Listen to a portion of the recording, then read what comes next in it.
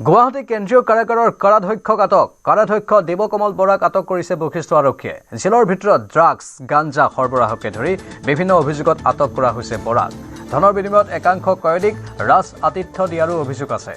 দেৱকমল বৰাক সোধপোছ অব্যাহত ৰাখিছে বশিষ্ঠ আৰক্ষীয়ে বুধবাৰৰ দিনটোত গ্ৰেপ্তাৰ হৈছিল দুজন আৰক্ষী জোৱান কংকন বৰা আৰু দেৱজিৎ দাস কেন্দ্ৰীয় কাৰাগাৰৰ ভিতৰত ড্ৰাগছ আৰু গাঞ্জা সৰবৰাহৰ অভিযোগত গ্ৰেপ্তাৰ কৰিছিল দুয়োকে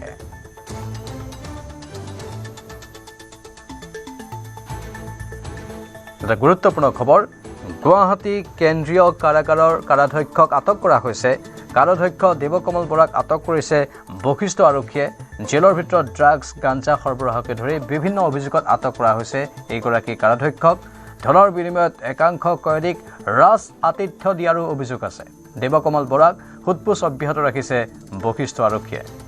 উল্লেখযোগ্য যে বুধবাৰৰ দিনটোত গ্ৰেপ্তাৰ হৈছিল দুজনকৈ আৰক্ষী জোৱান কংকন বৰা আৰু দেৱজিৎ দাস কেন্দ্ৰীয় কাৰাগাৰৰ ভিতৰত ড্ৰাগছ আৰু গাঞ্জা সৰবৰাহৰ অভিযোগত গ্ৰেপ্তাৰ কৰিছিল দুয়োকে আমাৰ সতীৰ্থ বিৰেঞ্চি কুমাৰ ডেকা নিউজ ৰুমৰ পৰা লাইভত আছে বিৰেঞ্চি এটা গুৰুত্বপূৰ্ণ খবৰ যেহেতু কাৰাগাৰৰ ভিতৰত বিভিন্ন অনিয়মৰ কথা বিভিন্ন সময়ত পোহৰলৈ আহি থাকে এবাৰ কাৰাধ্যক্ষক কৰায়ত্ব কৰা হৈছে এটা গুৰুত্বপূৰ্ণ খবৰ নিশ্চয় প্ৰাঞ্জল চাওক আচলতে কেন্দ্ৰীয় কাৰাগাৰৰ ভিতৰত কি ধৰণে আচলতে চলিব যে কিছু নীতি নিয়ম থাকে যে কাৰাগাৰৰ ভিতৰত যেতিয়া মানুহ ৰখা হয় সেইখিনি সময়ত আচলতে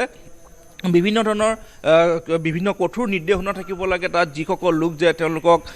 চেকিং কৰিব লাগে যি ধৰণে তাত কিন্তু সেই তাত কাৰাগাৰৰ ভিতৰত যিখিনি কয়দী আছে সেইসকল কয়দী আচলতে বিনা দ্বিধাই তেওঁলোকে ড্ৰাগছৰ সৰবৰাহ বা ড্ৰাগছ সেৱন কৰিব পাৰিছিল তাত এখন বজাৰ গঢ়ি উঠিছিল আৰু যাৰ বাবে একাংশ লোকে বিভিন্ন সময়ত অভিযোগ উত্থাপন কৰিছিল আৰু কেইদিনমান পূৰ্বে এগৰাকী মহিলাই সমগ্ৰ বিষয়টো তথ্যসহ সংবাদ মাধ্যমৰ যেতিয়া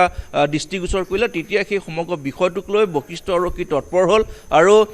শেহতীয়াকৈ যিগৰাকী কংকন বৰা আৰু আৰক্ষী কনিষ্টবল কংকন বৰা আৰু দেৱজিৎ দাসক যেতিয়া গ্ৰেপ্তাৰ কৰা হাতে লোতে তেওঁলোকৰ ঘৰৰ পৰা আচলতে বহুখিনি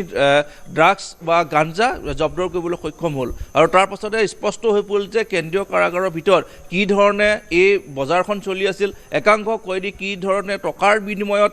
তাত ৰাজ আতিথ্য দি থকা আছিল সকলোখিনি কাম কিন্তু এইগৰাকী কাৰাধ্যক্ষ দেৱকমল বৰাৰ নেতৃত্বত যে হৈছিল সেইটো আৰক্ষী নিশ্চিত হয় কিয়নো কাৰাগাৰ এখনৰ ভিতৰত কি কি চলিব কি থাকিব কি নাথাকিব সকলোখিনি নখ দৰ্পণত থাকিব লাগে কাৰাধ্যক্ষগৰাকী গতিকে তেওঁৰ জ্ঞাতসাৰে যে আচলতে সকলোখিনি চলি আছিল সেইটো নিশ্চিত হৈছে আৰু এই মুহূৰ্তত বশিষ্ঠ আৰক্ষীয়ে এইগৰাকী দেৱকমল বৰাক আটক কৰি সোধা পোছা অব্যাহত ৰাখিছে যে আচলতে সেই গোটেই নেক্সাছটোত কোন কোন জড়িত হৈ আছে কেনেধৰণে ইমান এটা দুঃসাহস কৰিব পালে যে কাৰাগাৰৰ ভিতৰত এনে ইমান এটা নিৰাপত্তা ব্যৱস্থা থকাৰ পাছতো কি ধৰণে বিনা দ্বিধাই আচলতে একাংশ লোকে তালৈ ড্ৰাগছ লৈ যাব পাৰে গাঞ্জা লৈ যাব পাৰে তাত যি ধৰণৰ এখন বজাৰ আচলতে গঢ়ি উঠিছে যে তেওঁৰ বিনা অনুমতিত সেইটো তাত হোৱাটো একদম অসম্ভৱ কথা গতিকে তেওঁক এই মুহূৰ্তত সোধা পোছা কৰি থকা হৈছে বিৰেঞ্চি টকা দিলেই সকলো পাই যায় কাৰাগাৰৰ ভিতৰত টকা দিলে মদ পায় টকা দিলে ড্ৰাগছ পায় টকা দিলে বিভিন্ন ধৰণৰ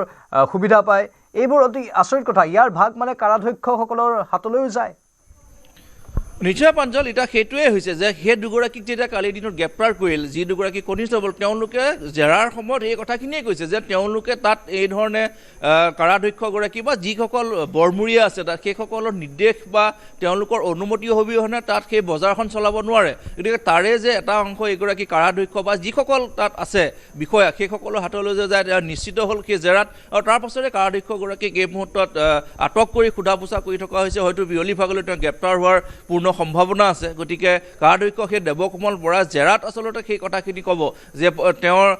একাউণ্ট সেই সকলো একাউণ্ট চেক কৰা হ'ব বা সকলোখিনি আচলতে চেক কৰা হ'ব যে এই যি ধৰণৰ এখন বজাৰ যিহেতু দীৰ্ঘদিনৰ পৰা চলি আছিল কেন্দ্ৰীয় কাৰাগাৰৰ ভিতৰত এই বজাৰখন কেনেধৰণে বন্ধ হ'ব গতিকে বশিষ্ঠ আৰক্ষী তৎপৰ হৈছে গতিকে দেৱকমল বৰা সোধা পোছা কৰি আছে সোধা পোছাত কি তথ্য ওলায় সেই কথাখিনি যথেষ্ট লক্ষণীয় হ'ব ধন্যবাদ জনাইছোঁ বিৰেঞ্চি এনেধৰণৰ অভিযোগ কেৱল গুৱাহাটী কেন্দ্ৰীয় কাৰাগাৰৰ বিৰুদ্ধেই নহয় আন কাৰাগাৰবোৰৰ বিৰুদ্ধেও অভিযোগবোৰ উত্থাপন হৈ থাকে প্ৰয়োজন সাপেক্ষে হয়তো আন কাৰাগাৰবোৰতো অভিযান চলিব পাৰে তেনেধৰণৰ এটা সম্ভাৱনা প্ৰকাশ পাইছে